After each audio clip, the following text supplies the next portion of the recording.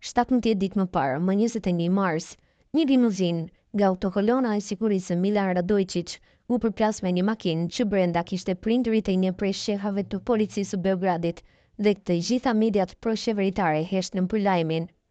Shtetasi me iniciali RM vtish nga plagët e marra, ndjen në një spital të Beogradit dhe bashkëshorti i saj është ende në terapi intensive.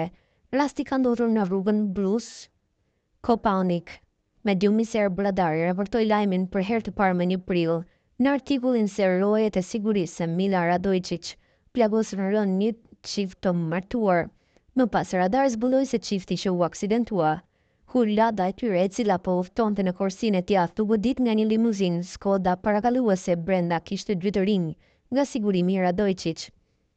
Automjeti tip Skoda ishte në kolonën e automjeteve që normalisht siguronin Radojčić. Parakalimi fatal është nisur nga një xhip me targa të huaja dhe drejtuesi i Skodës e ka ndjekur dhe më pas është përplasur me veturën e tipit Lada ku ndodheshin 2 të moshuarit.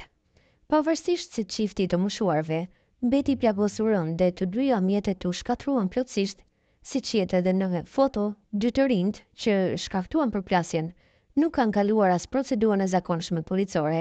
Në situata të tilla, ata nuk kanë pësuar lëndime ndërsa bashkëshortët e lënduar janë transferuar në terapi intensive. Sipas gjetjeve fillestare, të 2 kanë mbetur të plagosur rënd, ndërsa mjekët kanë vlerësuar fillimisht se bashkëshorti ishte në rrezik për jetën.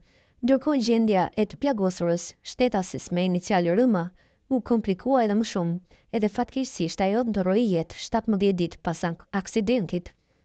Siç raporton Radar, ky aksident i rënd trafiku tashmë fatal u shoqërua përveç mosveprimit të institucioneve, sepse policia dhe prokuroria nuk bën atë që bëjnë zakonisht kur një aksident shkaktohet nga qytetar të thjeshtë, edhe nga heshtja e mediave të regjimit.